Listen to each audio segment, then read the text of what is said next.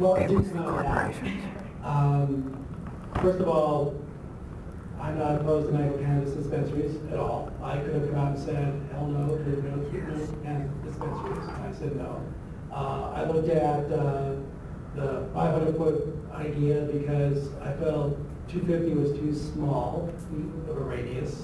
Would even be like probably allow 2 cannabis dispensaries on the same block. And after 1,000 feet, it would probably exclude a lot of areas that I think would be okay to have on the border. It would create like almost like a blanket, area. Would probably close the green zone completely in my part of San Francisco. So I thought that 1,000 feet was too wide. And so the 500 seemed to be a much more reasonable number. So perhaps that's the hat to keep on. And did you have a chance to do any outreach to the cannabis community?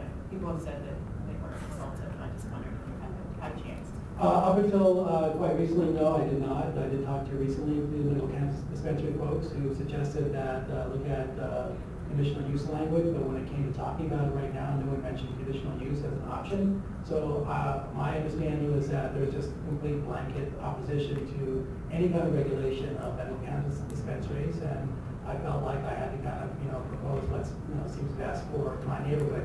Rather indeed knowing that people who are most vocal about MCDs are saying no completely, and I'm not saying no completely. I want to figure out what's the best pathway for my neighborhood. I do have concerns about setting a precedent, though, for what could be replicated across San Francisco. That might not work in the neighborhood. And I guess, the hard thing, there's two, and I guess this is more to the, I think there's 2 different distinct issues that we're suffering with, and it's not, it's about all uses. We have language around over concentration of eating and drinking establishments and other sort of uses. So it's not that medical cannabis dispensaries are necessarily being singled out. The issue about Starbucks or formula retail is actually a problem we're trying to combat, because we feel like the over-concentration and lack of diversity, it's not even so much against a specific use as it is to the lack of diversity of uses, because an MCD is supposed to serve a neighborhood commercial district versus an MCD.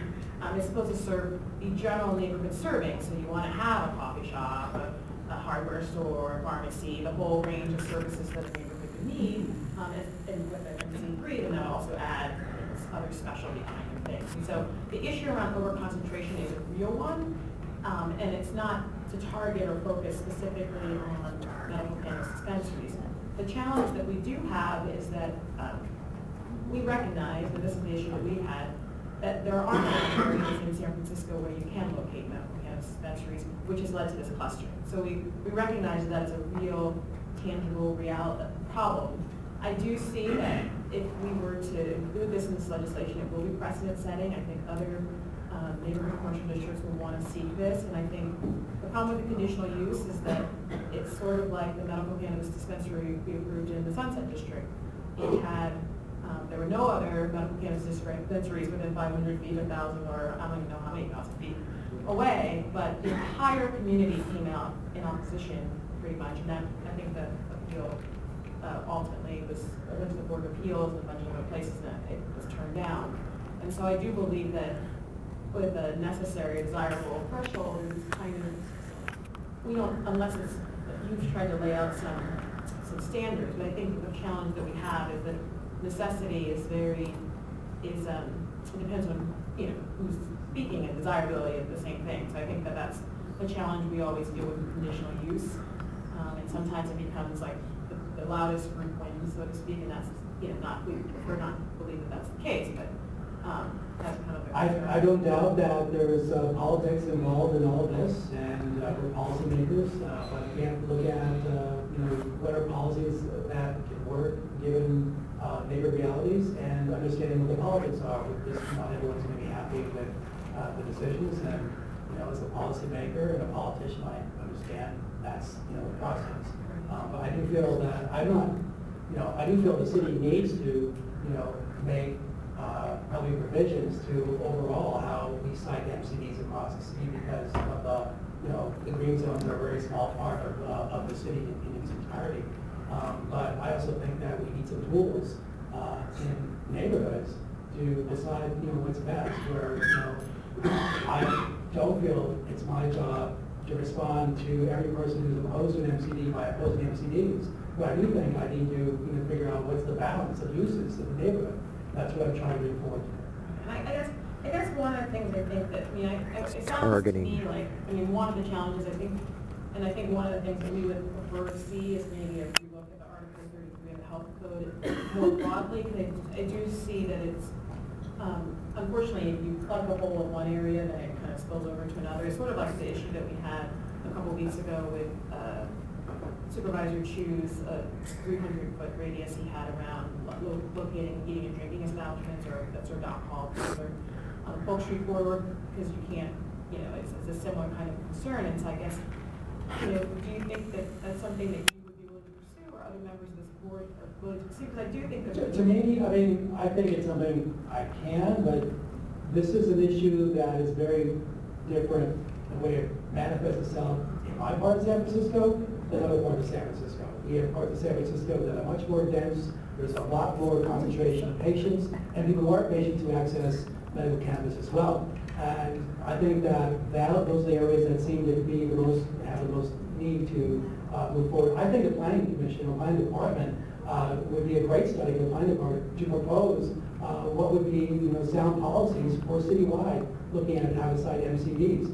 That, working with the Public Health Department, it makes a lot of sense. And you could probably do it in a way that take out a lot of the politics that people like me, who are policymakers and politicians, face. Knowing that you have to deal with politics as well, but you would have a little bit of a cover as a state department. But I think other supervisors and policymakers have a much greater contact with dispensaries than I have and with patients than I have. This is the first time ever only that this has been an issue for me, and it's only been the people who are cannabis dispensaries are not as connected with the kind of cannabis dispensaries community overall in San Francisco. Dispensaries, the people who are merchants in my district are not necessarily part of the Rice-Season community at large in San Francisco. Thank you very much for the comments tonight. I think that, I think what everyone should be hearing is I don't think there's a lack of, I think pretty much everyone's commission has supported most, if not all, of the medical cannabis dispensaries that have come before us. And so there isn't a lack or acknowledgement of the important role that medical cannabis plays and how important they are in the community. I think the thing we struggle with, we've been asking for tools, is around looking at the issue of concentration and over-concentration, and it's not specific to this use as much as specific to all uses because of the diversity the corridor needs to support. I do struggle with in this, doing it in this legislation without looking bigger, only because I think that there is a larger problem in it. I don't think that this is something we can do with piecemeal because of the larger problem and the fact that there's so many restricted areas. So that's where I struggle on this, because I think there's so many restricted areas within the city, and this is a problem that I think next week, if we were to support this, then every supervisor, might be coming through with a different corridor, wanting to have the same controls, and I'm concerned about that. I also don't know that 500 feet, 300 feet seems to be a number that we use a lot in the planning department. I'm not really sure why. We also, when we look at like eating and drinking establishments, we look at lineal feet, and so I don't know if lineal feet, if you were going to look at concentration issues, if that would be a better approach. We do lineal feet along a block corridor, but I guess for me at this time, it's hard for me to say I support the community. I support the community on this concern, and I support the community want to do something about this. At this point, I'm not sure that I support having it here in this legislation because it does have larger implications that we really need to address. Commissioner T.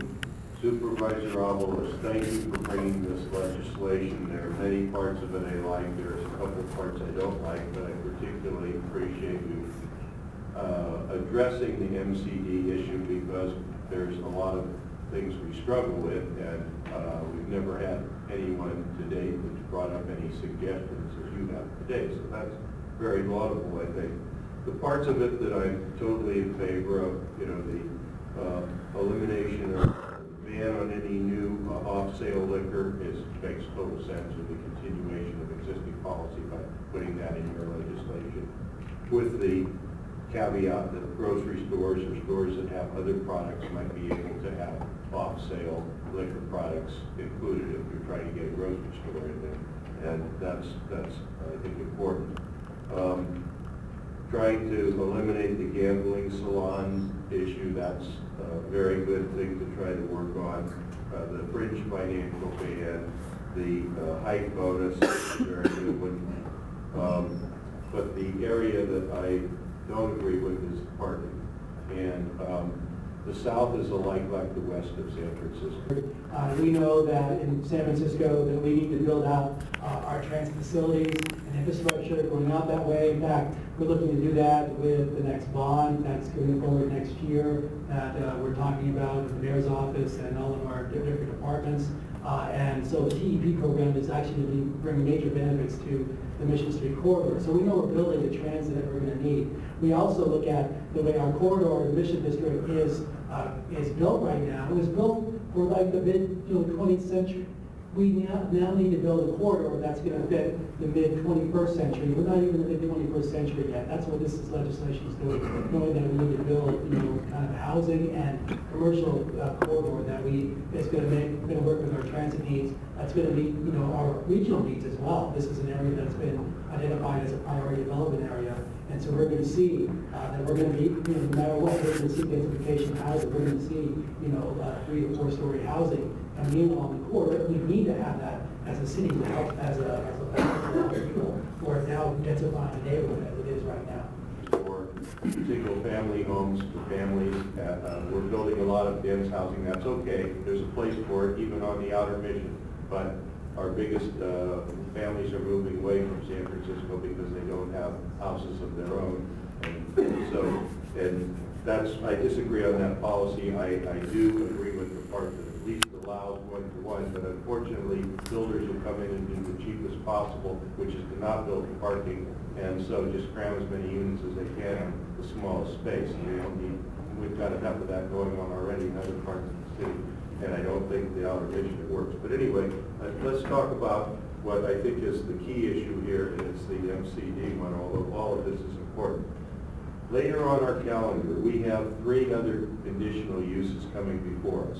We have one that moves a limited restaurant with no beer and wine sale to beer and wine. That's a conditional use. We have one that's reactivating 2 adjacent tenant spaces and combining them. That's a conditional use. And then we have one formula retail coffee. Examples of things that are clustered all have conditional uses, mostly because they're formula retail. Starbucks, cell phone stores, Pete's, Walgreens, Pet Food Express. But even concentrations of some restaurants and uses that are not formula retail always have conditional uses. And, I think that the supervisors hit on something that's interesting here. I think that the medical cannabis dispensaries rise to a level of significance. They should be a conditional use throughout the city in the future. I will tell you why. Number one, they're significant. I'm not saying they don't provide a service. They provide a very good service for their patients, but they deal with a lot of cash, and it's a product that they sell that is, at least in terms of part of their governmental structure, feels it's not a legal substance. So, there's a big demand for the substance and the cash. So I think we have to look very carefully at each establishment to make sure it's the proper one. Many of the respondents today, the speakers today, spoke about the nonprofit ones being more beneficial than the lower cost dispensaries. And if we have the conditional use process, we have to make this necessary and beneficial, where we might, not approve a dispensary that was felt to be duplicate of something that's already there that was not really helping the neighborhood, was not helping the patient base. So that's my thinking on this. I mean, I don't know if 500 feet is the answer. I think it's more that we look at each particular one carefully. The other advantage for those who are proponents of MCDs is the ones that have not been approved have usually, I think we disapproved 1 or 2 of them over the years I've been on the commission. Another one was approved here, and it was then disapproved by Permit Appeals. The appeal process, if it's a CU, goes to the Board of Supervisors where, I would think we probably stand a better chance of getting approved on appeal. So, those are, it kind of answers both sides of the issue, but I think that these are significant enough and we fight over them enough. We're clash of jurisdictional laws between the federal government, the state government, and it's a hard decision, and it's every bit as significant as reactivating to unused space and combining them with these other things that we have CUs. I'm usually not an advocate for more process and more government, but I think in this case, maybe the level should rise to one of CU. So that's how I feel about that. I can see, not having the 500 foot in there, but having a CU for new dispensaries here and throughout the city. Commissioner Lewis. Thank you all for testifying. Is that we're being asked to support MCDs or not to support MCDs. I am very supportive of MCDs. My neighborhood has 3, or some have closed. I think they're good neighbors. I think they're safe. I actually think we're beyond the discussion where we're talking about, them being magnets for crime or they're not good neighbors. So I think that's good. We're beyond that. And I would support kind of looking at citywide expanding where they go. If they're being clustered because citywide we're limiting where they can go, we should actually expand citywide where they should go. But I think the neighbors here too have a right to kind of define their neighborhood. And we do that with many other uses, banks, bars, coffee shops, restaurants. We see all the time, as Commissioner Anthony said. So I don't think we can discount the neighborhood wanting to help define what their neighborhood looks like and what it feels like. So, I'm supportive. I think 500 feet and kind of banning them within 500 feet is somewhat funky. I mean, I would go support more CU process where we have a hearing if they're being clustered, and then maybe you increase that 500 feet to 1,000 feet. I think I mind at 500 feet either, but having this process, I think a sound policy, it gets the neighbors talking with the MCD community to figure out where they should be located.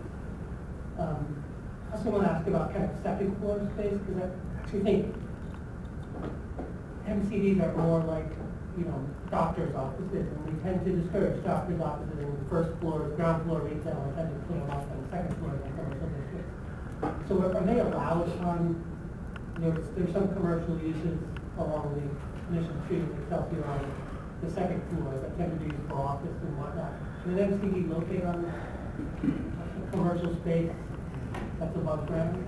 Do you know? Excellent question. It should be in the packet under the controls for the district. I don't believe they are allowed on the second floor though.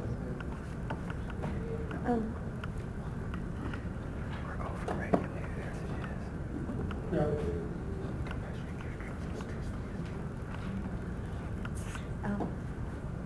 No, they're only permitted on the ground floor. I'd actually like to encourage their use, their location on second floor space and above. I don't think there's a great use on ground floor retail. But, some second floor spaces are accessible, there's elevators, others are not.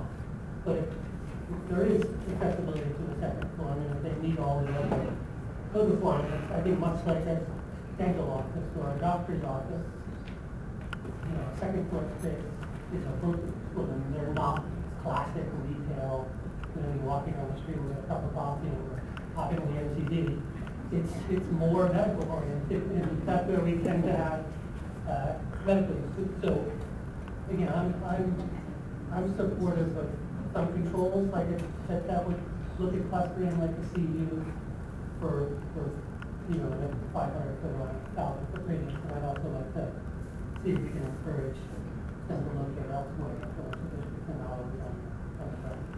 Whatever we do or recommend today, for me, really needs to be about this named NCD. And I do really like the named NCDs because I think that they give us an opportunity to really think about neighborhoods and what's unique about them and their special characteristics, and really to maintain sort of the culture of a certain neighborhood. So I think that's great overall that we're moving in that direction. So for me, the question of moving to a CU all across the city, that's kind of off the table. I can probably obviously the DR is the more appropriate venue. But can I ask staff, if somehow there were a CU just for the ones that were within 500 feet, how would that, would there be a CU and a DR? Would one supersede the other? Yes, if there was a CU was instituted in this neighborhood, the CU would take precedence. So it would not be both the DR and CU, but it would only be the CU. I'm still curious what the other commissioners have to say, but I think that I feel comfortable forwarding this with a recommendation to the Board of Supervisors. I think that the 500-foot ban, it's just on the issue of over-concentration. And so if there were not an MCD there, then one can locate it.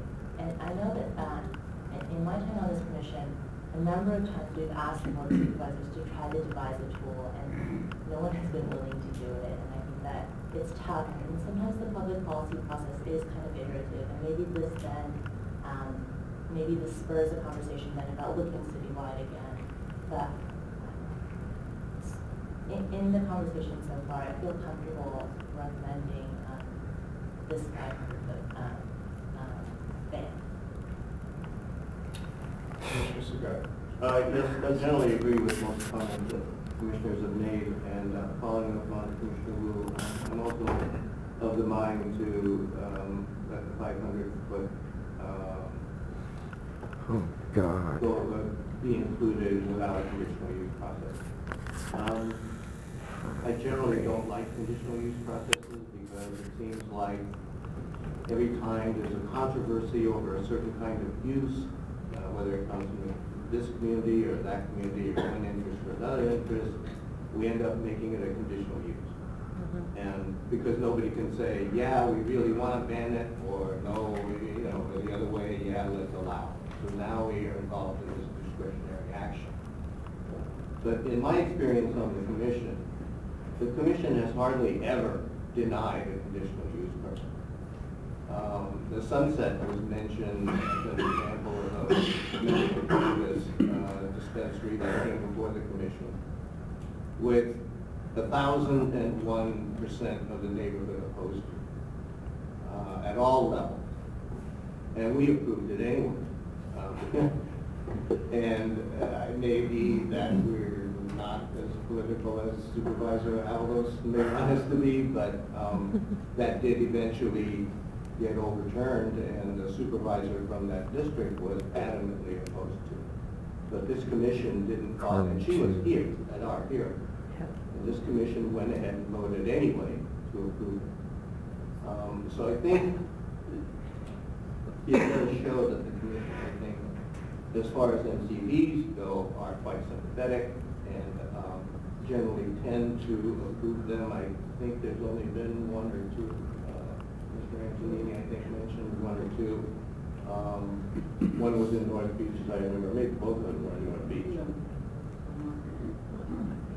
don't think so. There was one on Columbus Avenue, and there was one further up where it was before. There may have been another one. In any case, know that our District 1, Richmond District, Hemp Center, and many others in the city are facing, and throughout the Bay Area, are facing attacks by and the threat of closure by the federal government. But I wanted to focus on the incredible positive effects you've had on the Richmond District and the city. Colleagues, Kathleen Petty is a California native. She's a pioneer of the medical cannabis movement.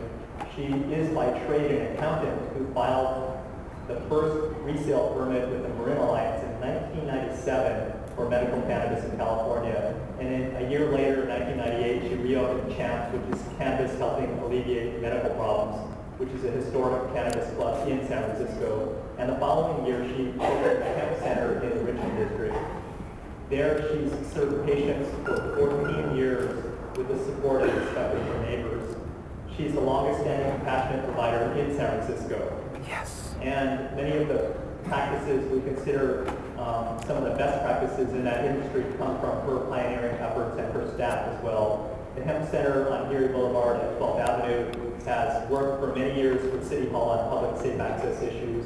Her contributions to society at large are also worthy of mention, as her name is engraved on Montgomery, Alabama's Wall of Tolerance for her efforts with the Southern Poverty Law Center, the NAACP, and the ACLU as well. She's also sponsored children's safety and literacy in Africa and a school in Jamaica, which she's a tremendous humanitarian as well. Kathleen states that she couldn't have served her members so long and so well without her caring staff, Richard Vinola, Jesse Heston, and Sasha Minsky.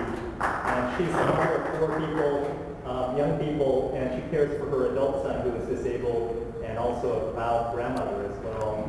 So I'd like to offer you and join me in commending Kathleen Petty at the Hemp Center. Kathleen.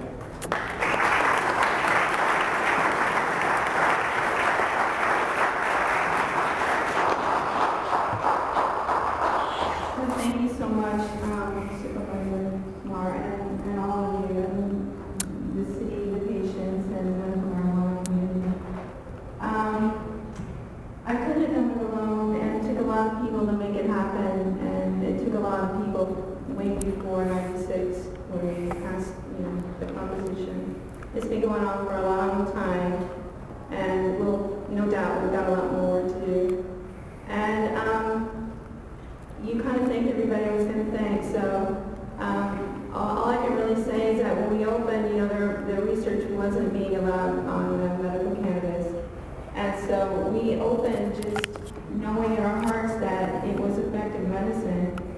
And so all these many years later, it's gratifying to know that we're correct, even though it would seem that the federal government hasn't quite caught up with us yet.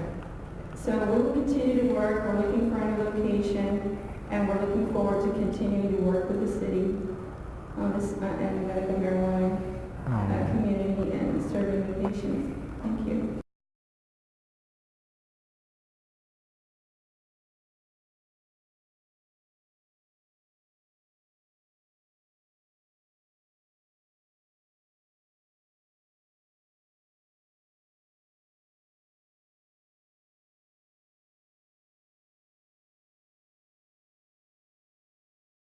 We got a letter recently that was kind of had bad news in it. Can you tell me a little more about it? Well, the latest tactic is the federal government is sending letters to the landlord and to the bank, okay, so that holds the mortgage for the commercial properties, and having the loans called in if they don't evict us. And so they're using the financial industry, institutions, as now the long arm of the law. They are the law. Okay, and so they're using the banks to shut us down. Okay? And it's not about zoning. It's about selling illegal drugs. That's what it's about. It's not about any of the things. It's very clever. People think it's about zoning because they cite being so many feet from a playground. They're talking about the laws surrounding crack cocaine and this kind of thing of drugs being sold by playgrounds. And so it's not about medical marijuana. Or about the kids. Or the kids.